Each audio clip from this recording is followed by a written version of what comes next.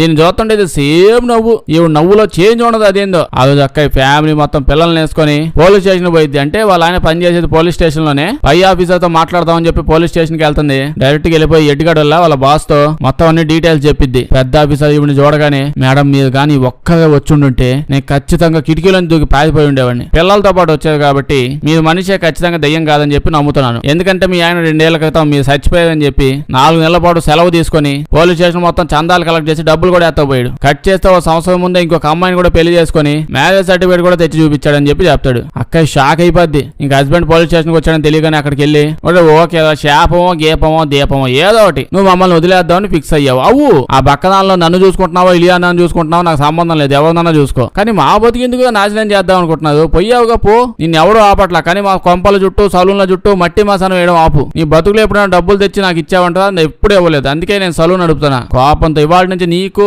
మన పిల్లలకి